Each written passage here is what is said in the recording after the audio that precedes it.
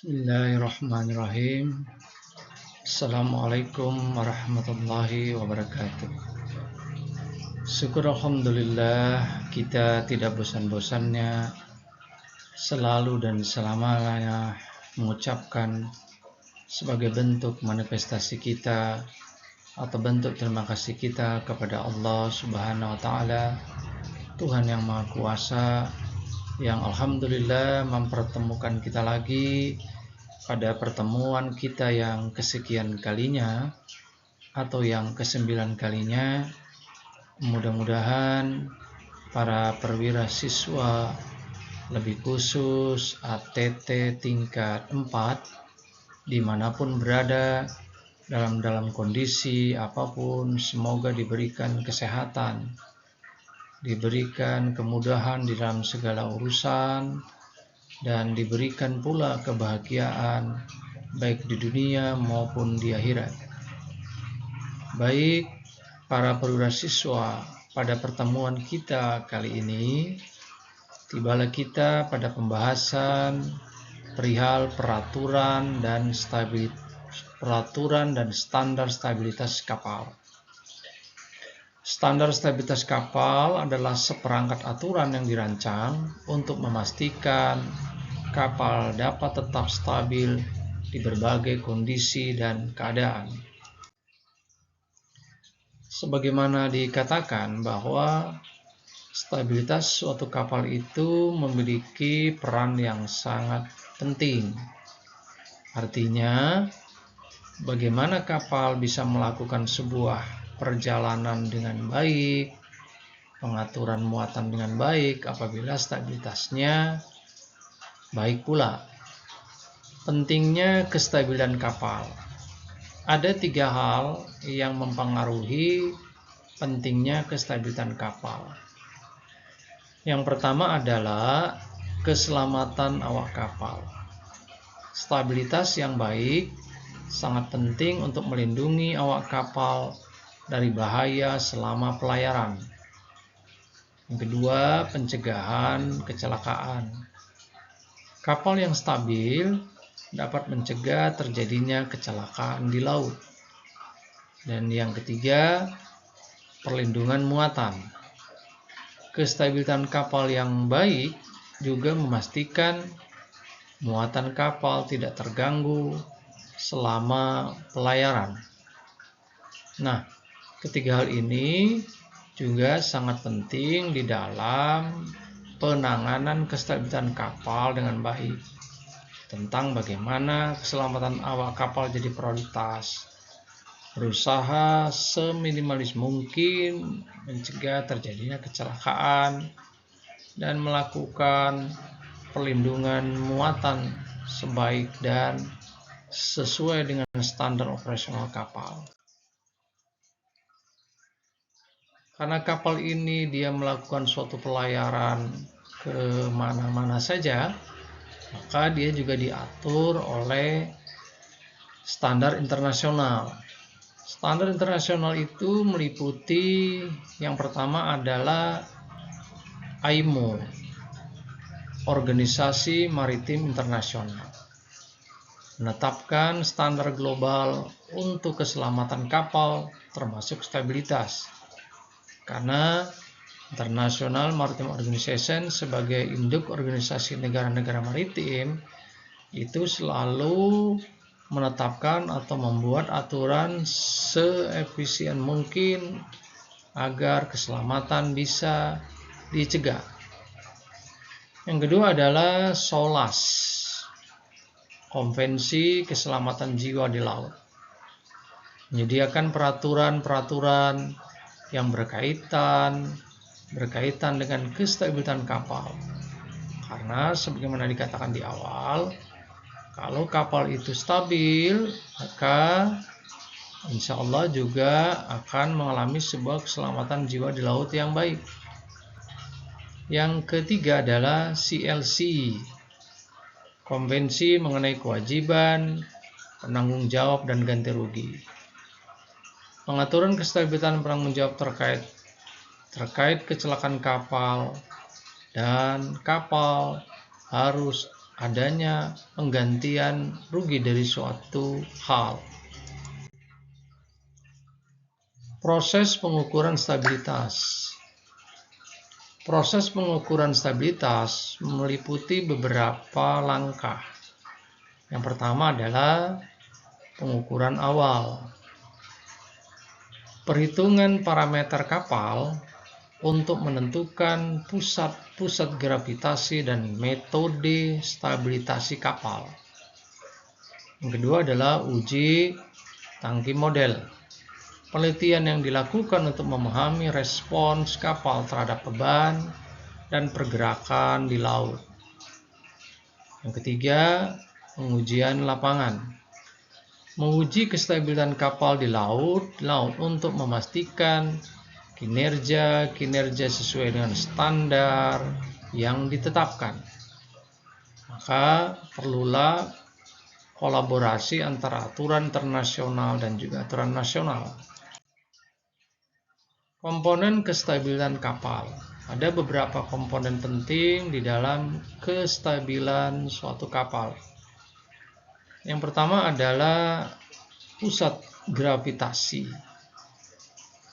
Lokasi pusat berat kapal yang mempengaruhi stabilitas keseluruhan. Yang kedua adalah stabilitas melimpang. Stabilitas melintang. Menentukan kemampuan kapal untuk pulih dari kemiringan ke samping dan ke samping. Yang ketiga adalah stabilitas longitudinal. Merujuk pada kemampuan kapal untuk pulih dari kemiringan ke depan atau ke belakang. Teknik modifikasi.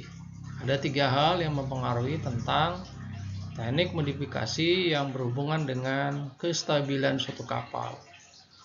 Yang pertama adalah penambahan balas.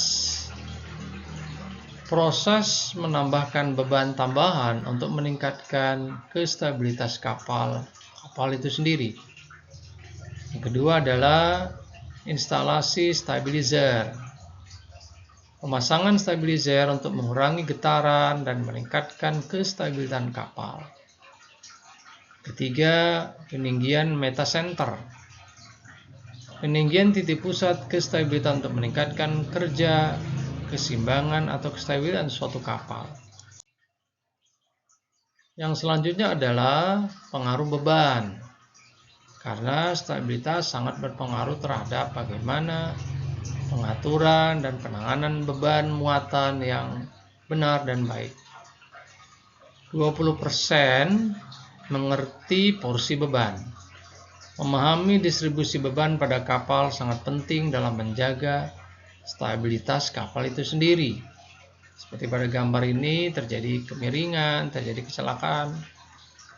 750 besar daya apung penting untuk memperhitungkan besarnya daya apung yang dibutuhkan sesuai dengan beban kapal itu sendiri. Pengamanan kestabilan suatu kapal. Perlu juga kita menggarisbawahi bahwa pengamanan kestabilitan kapal itu juga penting. Yang pertama adalah perawatan rutin atau maintenance. Melakukan pemeriksaan rutin terhadap sistem dan perangkat kerja di kapal.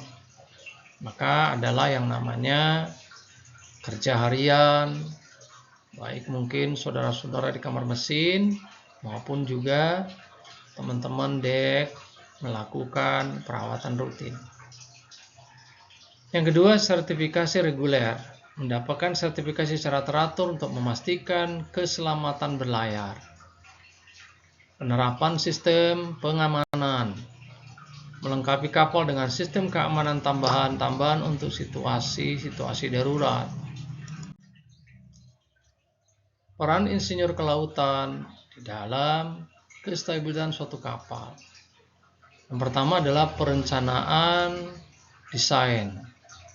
Melakukan perhitungan dan desain struktur kapal agar memenuhi standar kestabilan suatu kapal. Pemeliharaan rutin sebagaimana disampaikan tadi, memastikan kapal tetap memenuhi standar kestabilan melalui pemeliharaan berkala. Penelitian inovatif mengembangkan teknologi baru untuk meningkatkan kestabilan kapal secara efektif. Peran profesional maritim. Yang pertama adalah pemantauan proses pengukuran. Memantau proses pengukuran dan menguji kestabilan kapal dengan cermat. Yang kedua, implementasi perubahan. Terlibat dalam proses penerapan modifikasi untuk meningkatkan kestabilitas kapal. Yang ketiga, penanganan darurat. Terlatih untuk menangani situasi darurat yang melibatkan kestabilitas kapal itu sendiri. Baik para perwira siswa yang saya hormati dan saya banggakan, pada pertemuan kita kali ini tibalah kita pada kesimpulan. Di dalam pembahasan kita yang singkat tetapi padat ini, ada beberapa kesimpulan yang bisa kita tarik tentang peraturan dan standar stabilitas suatu kapal dapat mencakup hal-hal berikut. Yang pertama adalah peraturan dan standar stabilitas kapal adalah langkah-langkah yang diatur dan ditetapkan untuk memastikan bahwa kapal memiliki stabilitas yang memadai selama operasionalnya. Hal ini penting untuk menjaga keselamatan kapal, awak kapal, dan penumpangnya. Yang kedua adalah peraturan dan standar stabilitas kapal mencakup berbagai aspek, seperti batas beban maksimum yang dapat diangkut oleh kapal, letak dan ukuran tangki balas, perhitungan kestabilitasan saat memuat dan membuang muatan, serta persyaratan terkait stabilitas selama kondisi darurat, seperti pengerahan sekoci dan alat-alat keselamatan lain. Yang ketiga, peraturan dan standar stabilitas kapal disusun oleh Badan Regulasi Maritim, seperti International Maritime Organization atau yang kita singkat IMO, dan biasanya mengacu pada prinsip dasar hidrostatis dan hidrodinamis. Tujuannya adalah untuk memastikan bahwa kapal mampu bertahan dalam kondisi cuaca buruk, perubahan beban, dan situasi darurat, serta mencegah terjadinya kecelakaan yang disebabkan oleh kekurangan stabilitas. Dan yang terakhir, kesimpulan ini menggarisbawahi pentingnya peraturan dan standar stabilitas kapal dalam menjaga keselamatan maritim dan mengatur parameter-parameter yang berkaitan dengan stabilitas kapal. Dengan adanya peraturan ini diharapkan kapal-kapal yang beroperasi di laut dapat memenuhi persyaratan kestabilitasan yang memadai sehingga risiko terjadinya kecelakaan dapat diminimalkan. Demikianlah pertemuan kita untuk yang kesekian kalinya. Mudah-mudahan ilmu ini bermanfaat baik diri saya pribadi maupun para perwira siswa ATT tingkat 4 dimanapun berada. Mudah-mudahan Allah selalu melindungi kita dan mengabulkan segala doa-doa kita. Salam sehat selalu, hati-hati bekerja. Mudah-mudahan Allah selalu melindungi dimanapun kita berada. Terima kasih. Wassalamualaikum warahmatullahi wabarakatuh.